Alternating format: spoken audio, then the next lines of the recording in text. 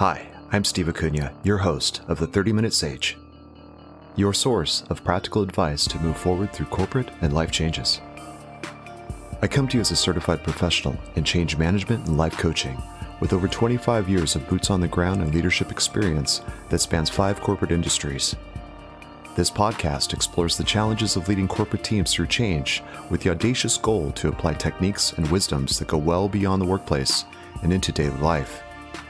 Along the way, I will share my successes and failures, my learnings and my truths as I continue to transcend corporate life and apply my personal mission to raise consciousness that activates the power of our human community. Welcome to the 30-Minute Sage. Now let's get started. Welcome to Episode 6, Change Communication Essentials, How to Carry a Tough Message, and Coaching Others Through Change. Hey, before we get into the content, let's talk about the format of the podcast. First off, the podcast is casual, so it's like a conversation. This cuts down on heavy production and helps me to focus on sharing and content.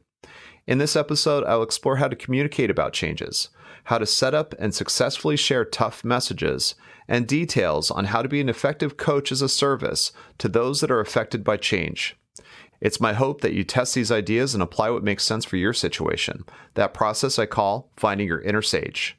As always, I will share a takeaway for each segment so you have something you can reflect on afterwards. Please don't forget to send comments, hit the like button, and share it with others to help promote the podcast. And finally, this podcast is not therapy. Change management can be emotionally charged, so if you're not emotionally okay, please seek the professional assistance you need. Professional therapy has helped me and my family through tough times. So remember, it's okay to not be okay.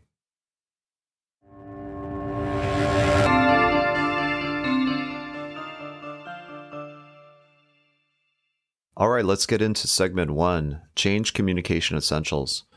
Hey, so in this segment, I want to talk a little bit about how important communication is, overarching, and how we think about communication in relation to change management projects at work, but also communication just in general, and how we think about use of our words and the intention and messages to help make a change or a difference in a positive way in this world.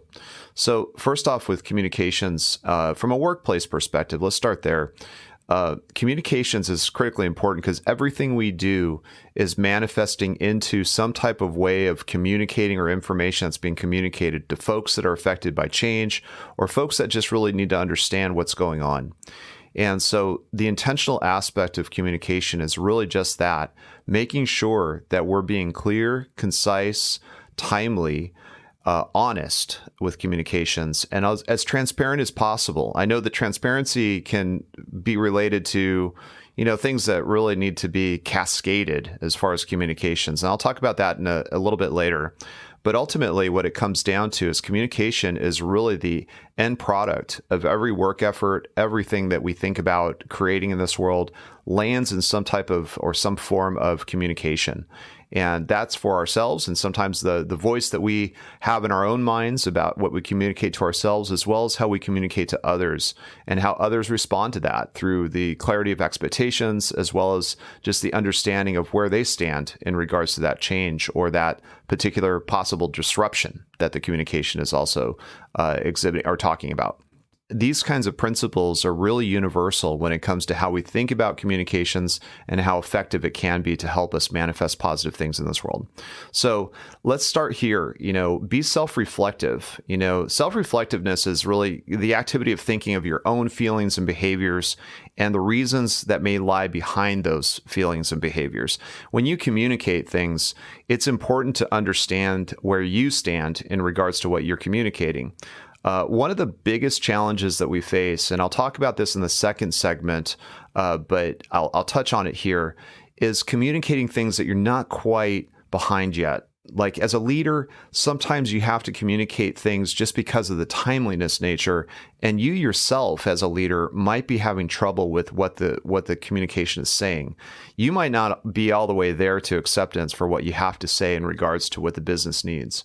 And that's a really tough spot, but that's why we have leaders. That's why leaders are in those positions to have that discomfort. And it's a healthy discomfort, by the way. But ultimately, these are the types of things that leaders and individuals find they're up against when it comes to communications and the effectiveness of it. You can have a great work effort. You can do everything right. and have an excellent, top-notch, world-class type of project or effort or even just plan. And it could be outside of work and just like a plan or thing that you have in mind to create. All of that could be thrown to the winds when it comes to having a poor communication plan to support it. So in other words, you can have a great effort, but if you fumble the communication, sometimes it doesn't make much of a difference how good that effort was. So be intentional that communication and what you communicate is a product of the work that you're doing and supporting. So that's a very important thing that I've seen in my own experiences when it comes to communication.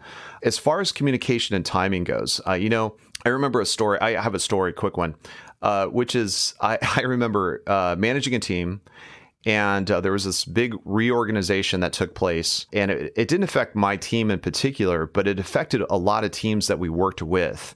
And the interesting thing about it is I found out about that change at the same exact time as my team. And so imagine that. My team was having a bunch of questions about what the implications of this change is. And they're kind of knocking on my office door going like, hey, do you have some information on this? And I literally have nothing to offer them because I'm still processing it myself. So if anything, when it comes to communications, make sure that you're cascading communications in a way that help individuals that have to carry the message and or have to answer questions from folks that are affected by those changes. In this case, we weren't affected directly, but because it was an indirect type of situation, there were a lot of questions on how we re-engage with teams that were shuffled up and changed, or people that were possibly even in different roles. And so that kind of confusion was very much something that could have been avoided with a good communication plan and just cascading. I would have been happy if I would have found out, even just a half an hour, an hour before everyone else, because it would have given me some time to process what questions I have in my head and how I can formulate some support for my team or some ideas about how we can offset any risks based off of what was communicated in this reorganization. So it's a really simple, and some folks that might be listening might have had similar experiences. Well, if we know how that feels, then think about what the simple things are to just avoid it. A communication plan, critically important. And when I say communication plan, I want to cover off some basics. That is really kind of a way for you to think about, and time related, what steps you're taking to make sure people are informed. Usually there's this whole concept of this top down type of thing where, leaders know more of what's going on, maybe not so much information wise, but at least they have it sooner.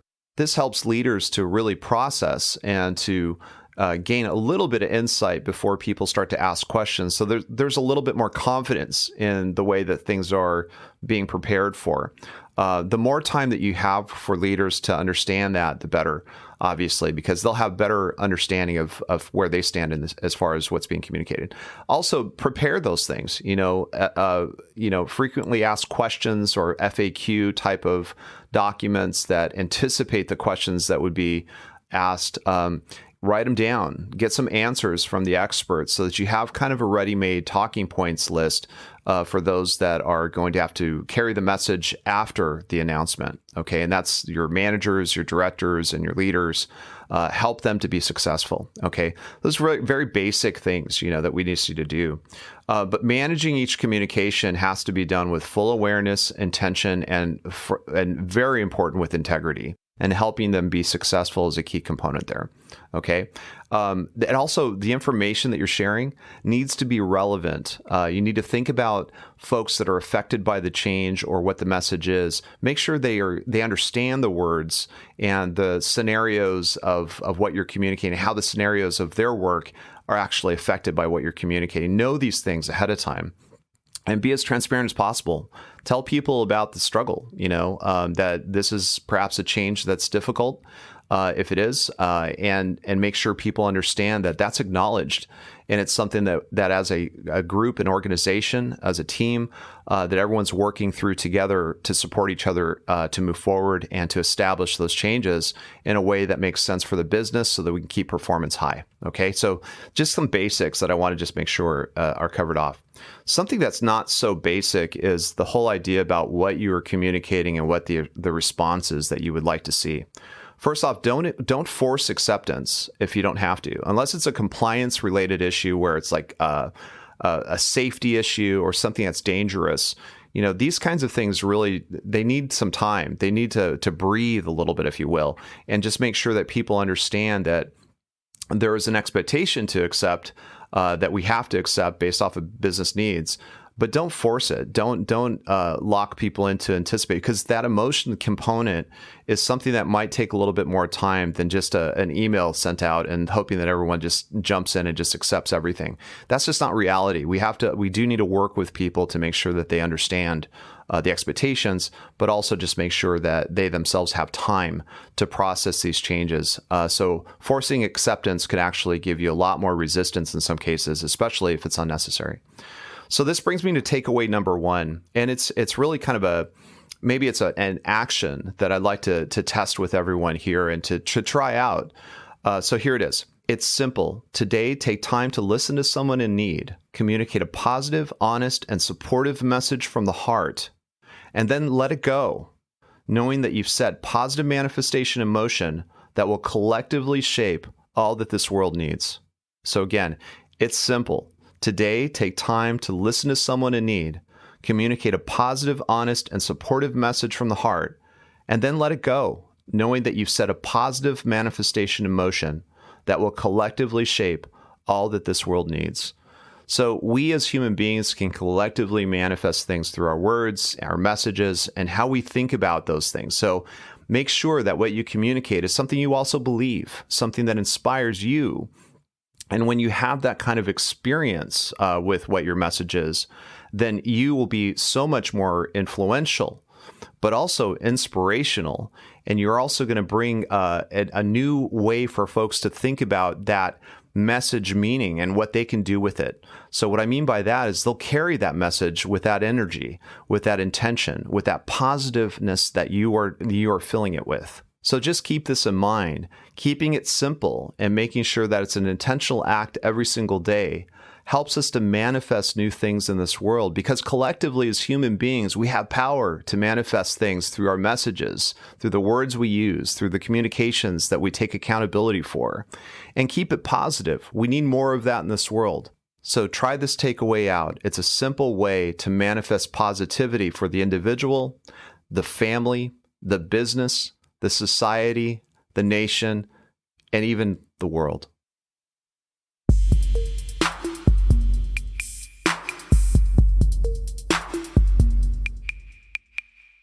All right, let's get into segment 2, how to carry a tough message.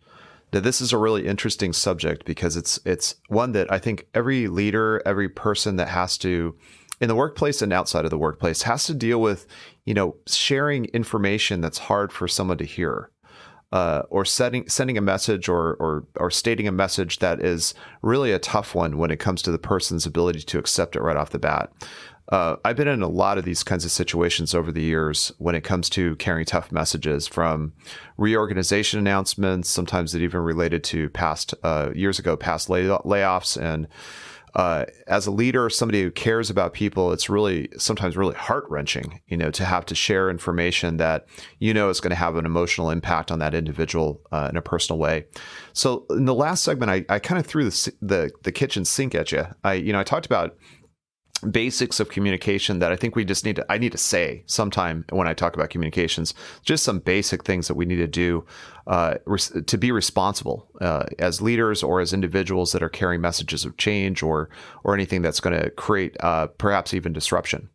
So, leaders finding out late in the game, very bad. These kinds of situations really are avoidable.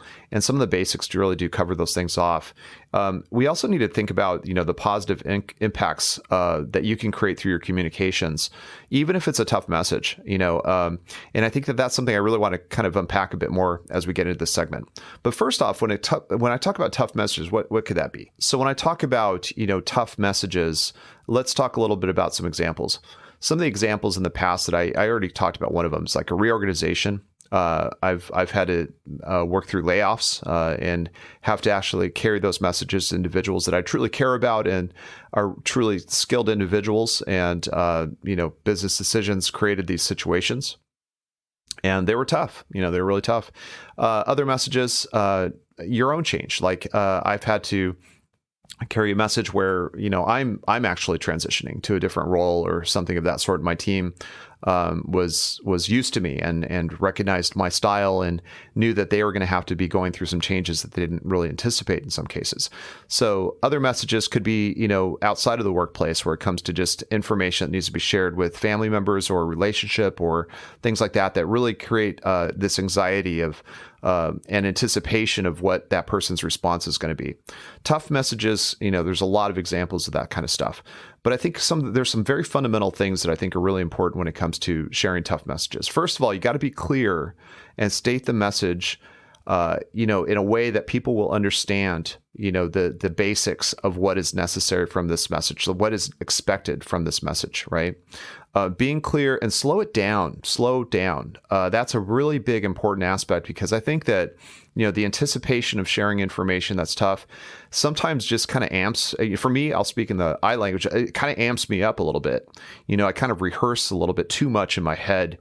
And I kind of have this like way of thinking about it as like a script or something. And when you could stop doing that and actually relate it in a slow pace that's normal communication style, people just understand and recognize that you're not scripting the situation. You're actually trying to just share something that's also tough for you to share, right? As a leader, as a friend, in a relationship, whatever it is, those kinds of situations. So be clear and state the message, and then just slow down.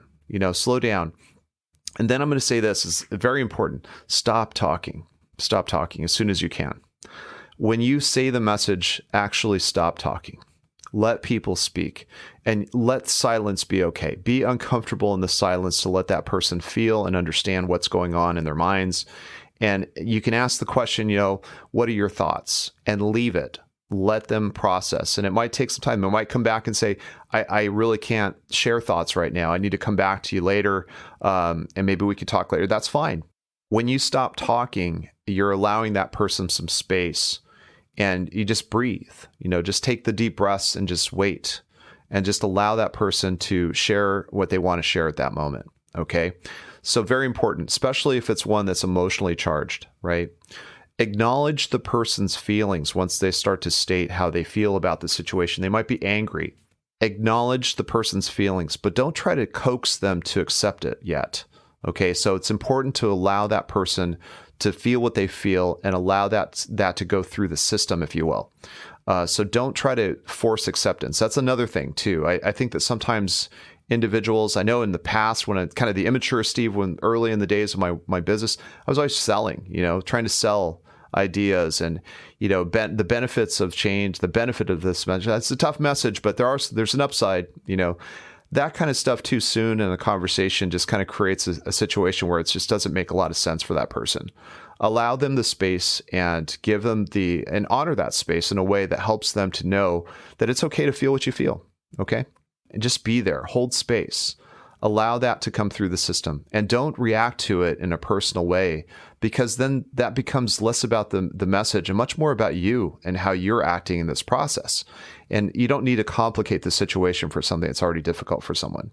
Okay. So all of these things are critically important when it comes to managing the way we think about tough messages, but they will never be easy. So don't try to pretend like they will be.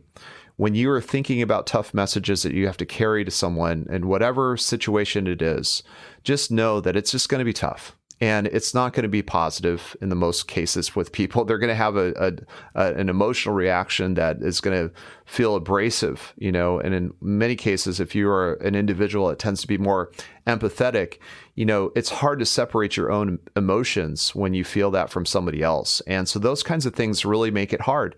Just accept the fact that it's going to be as good as it can get, right? But what's most important is about what you do within the process to support somebody that's going through that situation. So I'm going to bring you to takeaway number 2 now. So takeaway number 2 is when someone is processing a difficult message, stop talking, focus on listening, and honor the reality of the person's emotions.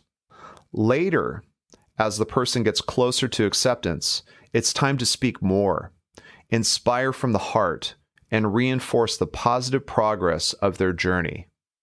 So again, when someone is processing a difficult message, stop talking. Focus on listening and honor the reality of the person's emotions. Later, as the person gets closer to acceptance, it's time to speak more, inspire from the heart, and reinforce the positive progress of their journey. So try this out when it comes to tough messages. I'm not going to say that it's going to make your messaging any easier. This is the hard work. But what's most important is the space that you hold so that people can process the change or process the message. Allow that to go through. Allow the emotions to go through. Allow the person to be validated in feeling the way they do. And then let that person go through that curve of change, that way of getting to acceptance. And they may take some time. Time is critically important, and it allows people to heal from change and difficult messages. Allow it to happen, allow space for it, and honor the fact that the individual is making progress. Celebrate it. Make sure that you reinforce it in a way that that person knows that you are so proud of them for the progress that they've made to deal with such a difficult situation.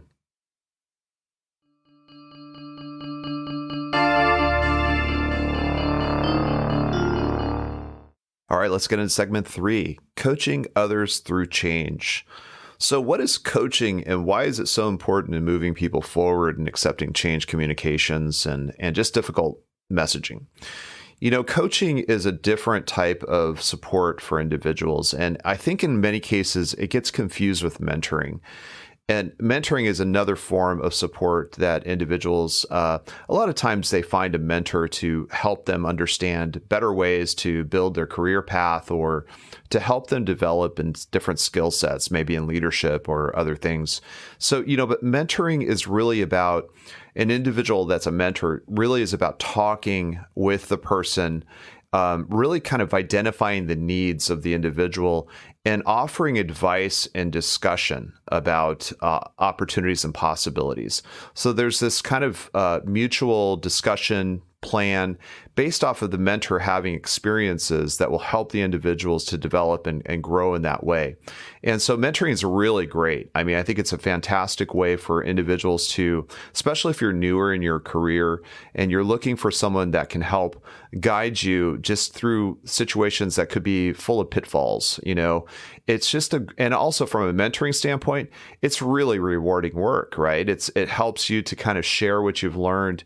It kind of gives a little bit more of a value statement of all the challenges that you've gone through as a mentor, all the things that you've learned, difficult circumstances, and it's giving you an opportunity to teach. It's giving you an opportunity to educate people and to also rediscover all of the things that you've accomplished, and acknowledge them for yourself.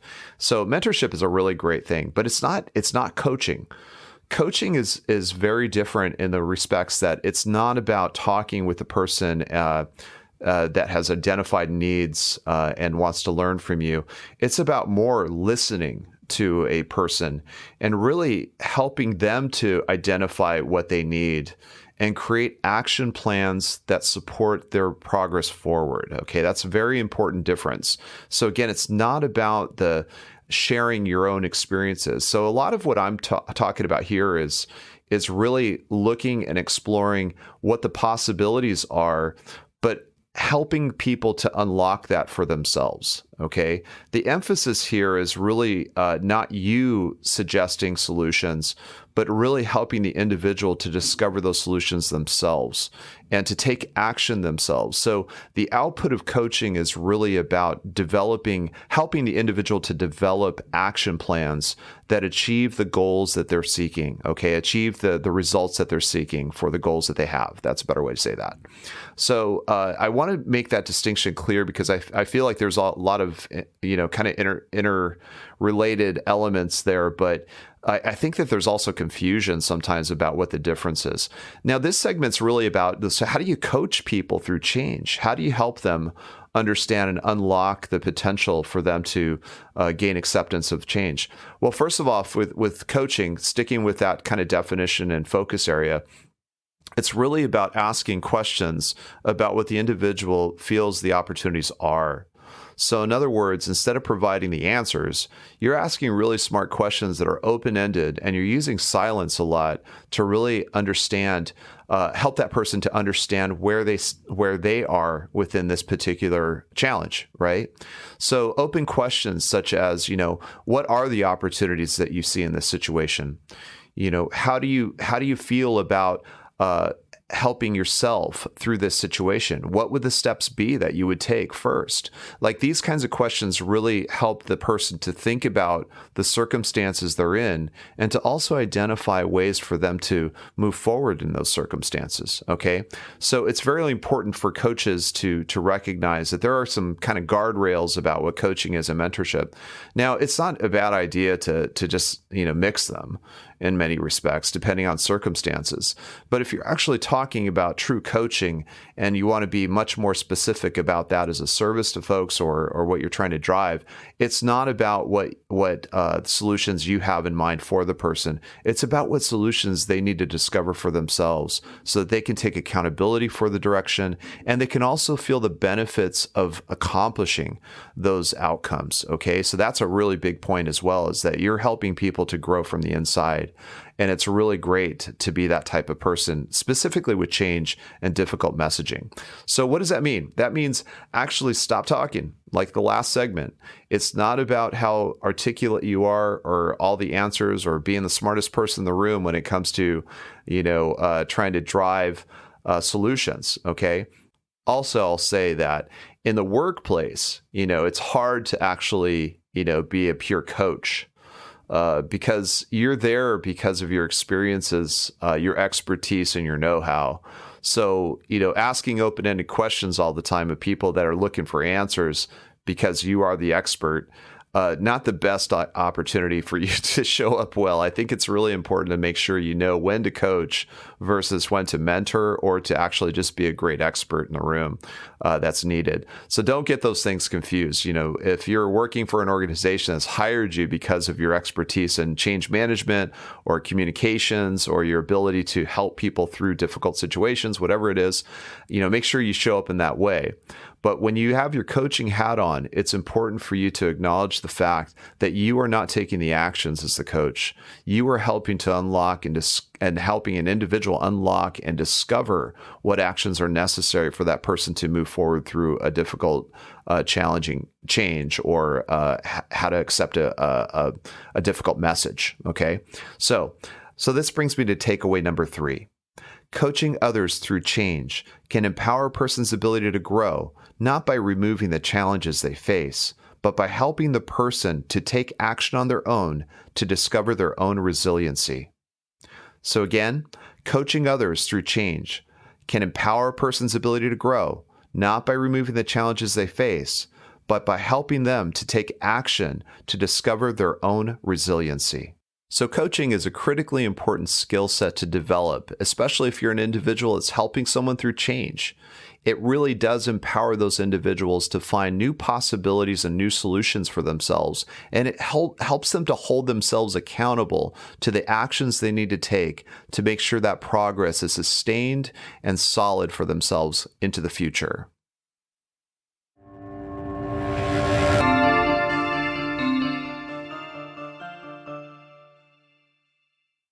All right, let's go ahead and do a summary of our episode. In segment 1, Change Communication Essentials, I talked about effective communication attributes such as timeliness, relevancy, relatability, and honesty. I also talked about preparing leaders that carry the message and how important it is to not force acceptance right up front, unless it's a safety or formal compliance requirement. I left this segment with a takeaway, which was really a call to action, which was, it's simple.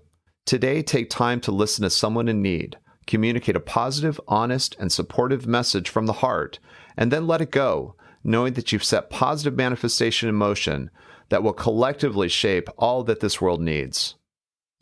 In segment 2, How to Carry a Tough Message, I covered how critically important it is to listen and to acknowledge the emotions that come through the person receiving a tough message, the importance to hold space and to use silence to allow the person to process, and to shift your support to positive reinforcement as the person gets closer to acceptance of the message, which can take time.